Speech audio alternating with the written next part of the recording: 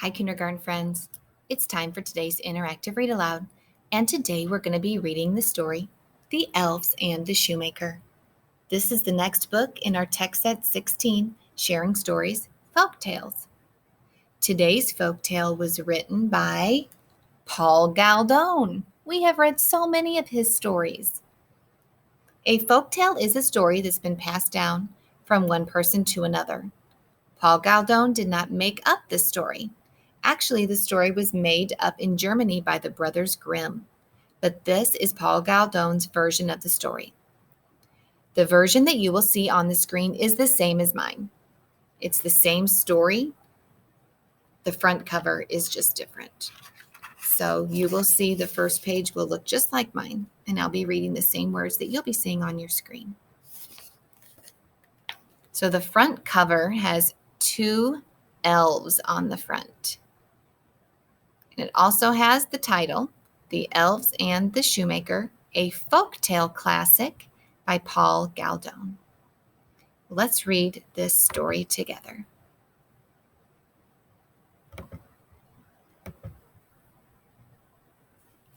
The Elves and the Shoemaker.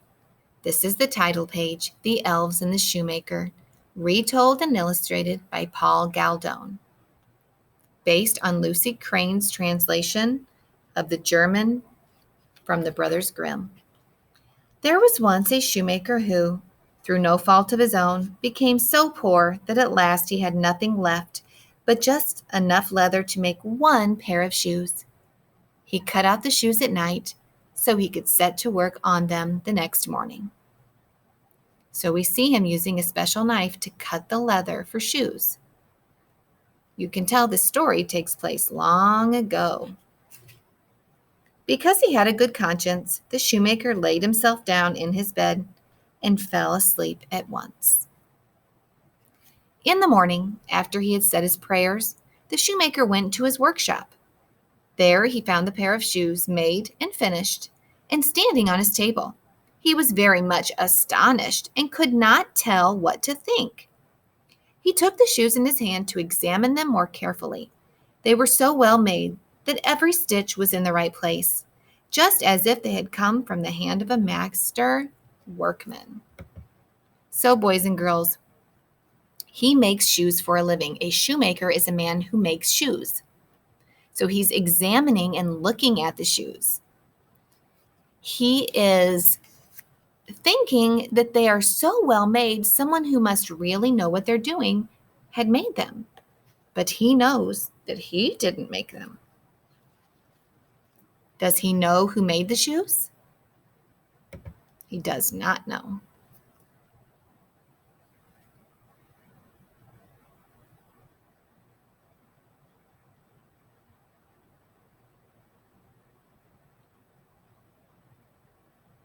He does look pleased with the work, though.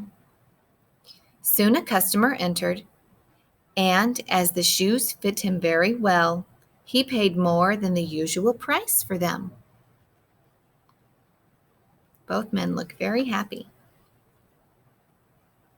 Now the shoemaker had enough money to buy leather for 2 more pairs of shoes. He cut them out at night and intended to set to work the next morning with fresh spirit. But that was not to be, for when he got up, they were already finished.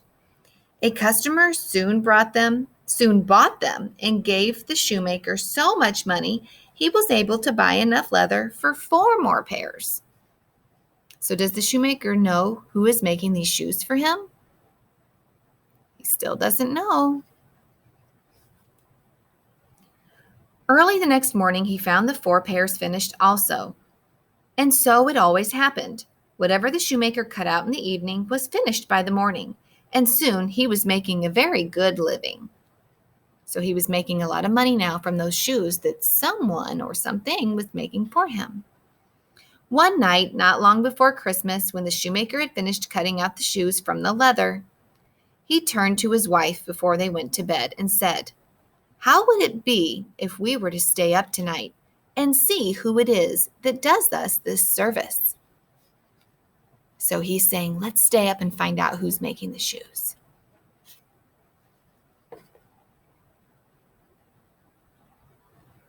His wife agreed and set a candle to burn. Then they both hid in a corner of the room behind some coats that were hanging up. They peeked out between the coats and began to watch.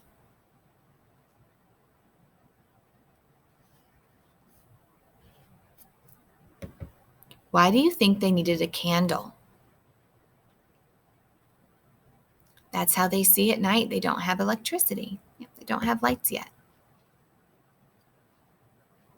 As soon as it was midnight, in came two neatly formed naked little elves. They seated themselves on the shoemaker's table, took up the work that was already prepared, and began to stitch, pierce, and hammer the leather. The elves worked so cleverly and quickly with their little fingers that the shoemaker's eyes could scarcely follow them. So full of wonder was he. So they saw the elves making the shoes, and they were just so surprised and they couldn't believe it.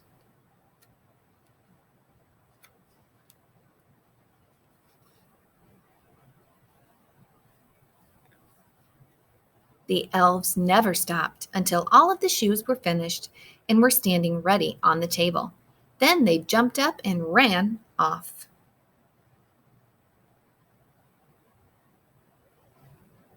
The next morning, the shoemaker's wife said to her husband, "Those elves have made us rich, and we ought to show them how grateful we are." Boys and girls, do you think that's a good idea? Yeah, you should be appreciative and show gratefulness when you are thankful. With all of their running about and nothing to cover them, they must be very cold. She smiled.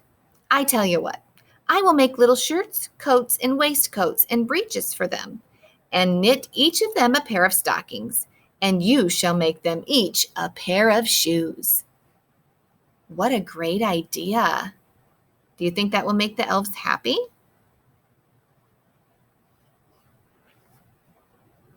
The husband consented willingly, and that night, when everything was finished, they laid the gifts on the table instead of the cutout leather. Then they hid themselves so that they could observe how the elves behaved when they saw their presents. Do you think the elves are going to be surprised by what they find?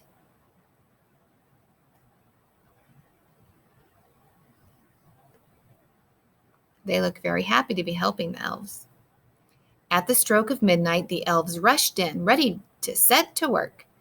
But when they found the neat little clothes made just for them, they stood a moment in surprise, and then they showed the greatest delight. So if you show delight, you show happiness and joy. Quickly, they took up the pretty garments and slipped them on, singing, "What spruce and dandy boys are we! No longer cobblers will we be." So they're saying they're not going to make shoes anymore.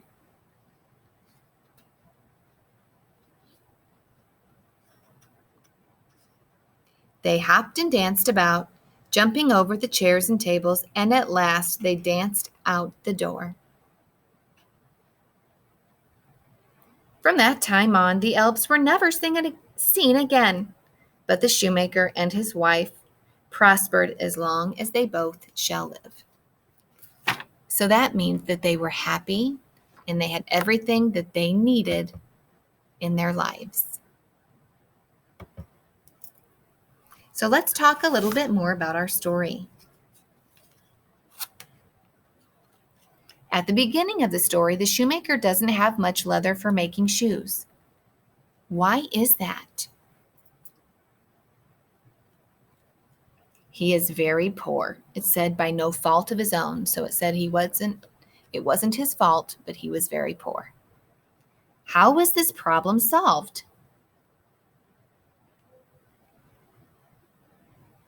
The elves helped him, so each day he could make more and sell more shoes. How do you know that the elves are happy with their new clothes? They quickly put on the clothes and sing and dance. Do you think the elves will be kind to someone else next?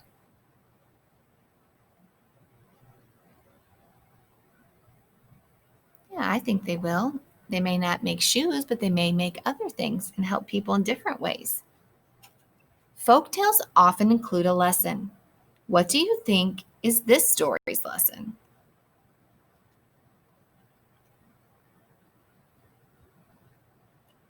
I truly feel that the lesson in this story is to be kind to others, especially when others are kind to you. An act of kindness can change a person's life. The elves changed the lives of the man and his wife. Folktales often have clever characters. Who are the clever characters in this story? The elves are clever because they sneak in at night and secretly make the shoes. Friends, kindness is so important. It's important to be kind to people you know and to be kind to people you don't know. Think about how you can be kind to others.